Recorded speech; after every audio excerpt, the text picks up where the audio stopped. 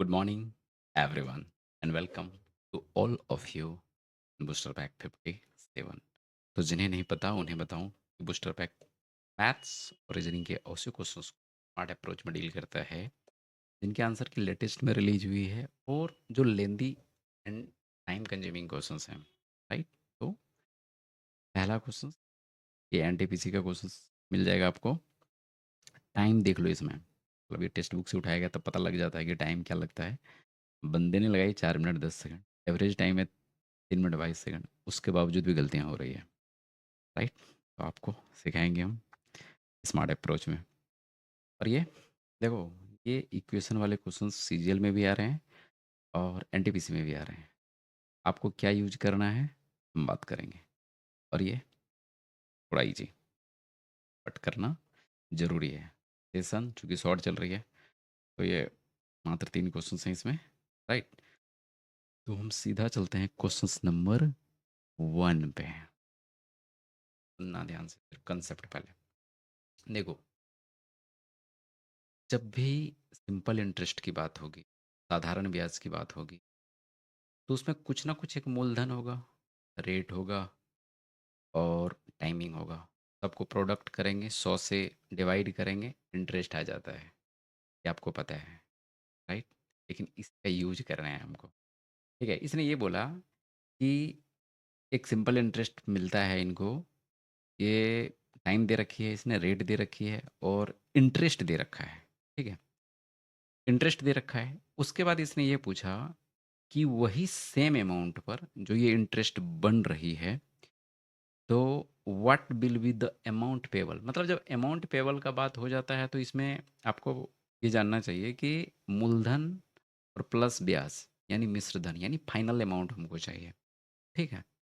तो फिर इसने टाइमिंग भी दे रखी और रेट भी दे रखा, तो आपको निकालना है। राइट। पहले ये समझेंगे यहाँ पे चल क्या रहा है। ये जो चल रहा है उसको हम बात करेंगे। ठीक है, सबसे पहले हम सोल्यूशन। टाइमिंग दे रखा है 9 चौक 36 और 5 41 9 ईयर्स, कोई दिक्कत नहीं। और प्रोडक्ट जो रेट दे रखा है इसने 3.6%। 3.6% को आप क्या करो ना, 18, एक सेकेंड, 18/5 लिख लो। एक ही चीज़ है, 18/5। क्योंकि पॉइंट में यदि आप तोड़ दोगे ना, पॉइंट को हटा दोगे, तो ये चीज़ें ईजी हो जाएगी। खुद काट दो, 9 दूना 18। अब मैं ये क्या कह सकता हूँ कि 41 दूना कितना होता है, 82। और 82/5 की जो वैल्यू है, तो जो इंटरेस्ट मेरा आएगा, आप ये मत कहना कि आप मूलधन क्यों नहीं लिया। मूलधन निकालना ही नहीं है आपको। ठीक है, 5453। ठीक है, मूलधन पे जाना ही नहीं है क्योंकि मूलधन इसने पूछा ही नहीं है। इसने पूछा कि मिश्रधन क्या है। तो यदि 82/5 की वैल्यू 5453 है, समझना ध्यान से, तो 1 यूनिट की वैल्यू कितनी होगी। पहले 1 यूनिट पर काम करो, तो हो जाएगा 5453 गुना 5/82, चूंकि ये 1 यूनिट की वैल्यू है। अब सुनो, इसने ये पूछ रखा कि मिश्रधन क्या होगा। राइट। अब देखो रेट क्या क्या दे रखा है इसने। एक तो 27% फॉर एनम यानी रेट है।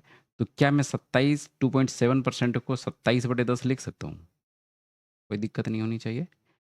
और ये जो टाइमिंग है, 9 छकी 54 अदू 56/9 है,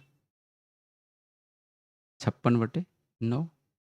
तो इस 9 को यहाँ से कटा दो, यहाँ पर 3 हो जाएगा, यहाँ पर 2 पंचे 10 और यहाँ पर 2 बार से यदि कटाओगे तो यहाँ पर 28 हो जाएगा। तो 28 दिया कितना हो जाएगा, 84/5। अब एक बात बताओ, यदि आप 84/5 कर देंगे ना, यदि 1 यूनिट की वैल्यू इतना है और यदि 84/5 की वैल्यू आप निकाल दोगे, तो आपका इंटरेस्ट निकल जाएगा। ठीक है। लेकिन इसने ये बोला कि हमको मिश्रधन चाहिए। तो मिश्रधन जब भी चाहिए तो कोई भी चीज़ क्या होता है, 100 यूनिट होता है मूलधन। तो आप 100 कर लो प्लस 84/5 कर लो। 100 क्यों किया? क्यों? क्योंकि वो मूलधन होगा, ठीक है? जब इसको जोड़ोगे तो आपका आ जाएगा 584/5। ये जो 584/5 है ना, यही आपका मिश्र धन आ जाएगा इस सिंपल इंटरेस्ट के सवाल में, ठीक है? तो 1 यूनिट की वैल्यू इसने ये दे रखी थी 545, 545 गुना 5/82, और चूंकि 584/5 यूनिट की वैल्यू हमको निकालनी है, तो 584/5, इस 5 से इस 5 को हम हटा देंगे, ठीक है? 2 से यदि हम इसको कटाना चाहेंगे तो यहाँ पर ये 41 देगा, और 2 से इसको कटाना चाहेंगे, अरे यार 5453 होगा ना यहाँ पे? 5453 होगा, यहाँ देख लो, 5453 गुना 5, ठीक है? तो 2 से कटाना चाहेंगे तो यहाँ 41 होगा, और यहाँ पर क्या होगा? 29292। अब क्या यूनिट डिजिट आप लगा सकते हो? आराम से लगा सकते हो, बोलो क्यों? सर यहाँ पर नीचे में क्या है? 41 है, इसके यूनिट डिजिट पर 1 है।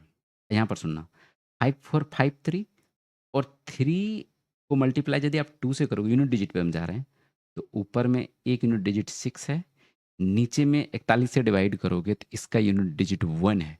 तो यदि आप डिवाइड करेंगे तो यूनिट डिजिट पर आपका 6 आएगा।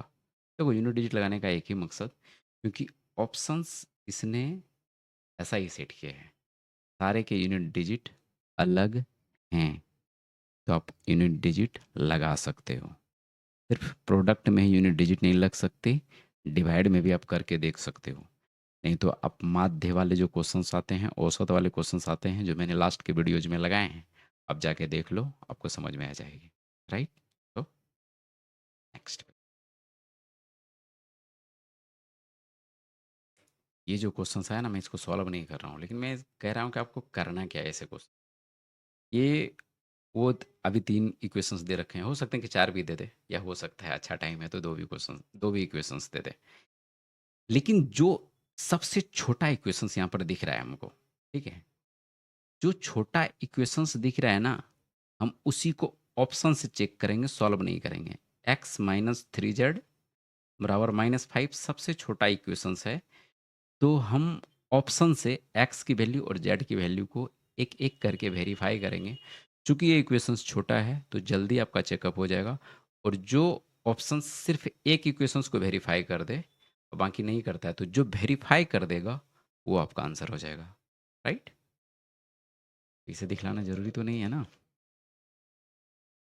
अब सुनो, ये भी इजी, लेकिन थोड़ा आपका भी मन लगा रहे ना। देखो, रेशियो है, रेशियो एंड प्रोपोर्शन का क्वेश्चन है। यदि रेशियो रहता है तो हम क्या लिखते हैं? ए रेशियो बी, तो ए बटे बी लिख सकते हैं। 4 बिंदा है, इसको प्रोपोर्शनल बोलते हैं, यानी हिंदी में समानुपात बोलते हैं, तो इसको आप बराबर लिखते हो, और यहाँ पर बी बटे सी, क्योंकि बी रेशियो सी है, तो क्या मैं कह सकता हूँ कि बी स्क्वायर की जो वैल्यू आएगी हमारे पास वो ए सी आएगी। इसने ये दे रखा कि सी बराबर 4a दिया हुआ है, तो एक काम करो, तो बी स्क्वायर, ए की वैल्यू ये है, एक सेकंड, और सी की वैल्यू क्या है? सी की वैल्यू 4 है, तो 4a स्क्वायर बराबर बी स्क्वायर। अब बी का वैल्यू कितना दे रखा है? 6, यानी 36, 50 के 36, तो ए की वैल्यू कितना आ जाएगी? 4 9 36, तो ए की वैल्यू कितना आ जाएगी? 3 आ जाएगी। इसने पूछा किसका वैल्यू? सी का वैल्यू पूछा है, तो सी बराबर इसने क्या बोल रखा था? 4a लेना है, तो 4a का वैल्यू कितना हो जाएगा? चूंकि ए का वैल्यू 3 है, तो सी का वैल्यू हो जाएगा 12, 4 से मल्टीप्लाई कर दो, ये रहा आपका आंसर। देखो ये क्वेश्चंस तो इजी ही था, ये भी क्वेश्चंस को इजी मानो, लेकिन आपको सिर्फ ऑप्शंस को देखना है। ये वाले जो क्वेश्चंस है ना, आप इसको ध्यान से समझो, नहीं समझोगे तो एक बार आपको पता चलेगा कि आप मूलधन निकाल रहे हो, जबकि उसका काम ही नहीं है। तो जिसका काम नहीं है उसको हम नहीं निकालेंगे, नहीं तो अदरवाइज आपका भी वही हाल होगा, जो कि 4 मिनट और 5 मिनट लग रहा है क्वेश्चंस को सॉल्व करने में, राइट? तो ऐसा हम नहीं करेंगे, हम सिर्फ देखो इंटरेस्ट क्या होगा, जब भी इंटरेस्ट आएगा तो वो टाइम का और रेट का प्रोडक्ट होगा सिंपल इंटरेस्ट में, दैट्स इट। और यदि हमको मिश्रधन पे जाना है तो जो भी प्रोडक्ट आएगा उसको 100 में यदि ऐड कर देंगे तो फिर वहाँ तक जा सकते हैं। यूनिट डिजिट आप लगाओ क्योंकि वो ज़रूरी है और टाइम को सेव किया जा सकता है। ये क्वेश्चंस आप भी सोच लो, 30 to 40 सेकंड में बनाया जा सकता है, राइट। तो सेशन शॉर्ट होने की वजह से सेशंस को विराम देते हैं और मिलते हैं 58 में। तब तक के लिए जय हिंद एंड जय Bihar and love you to all.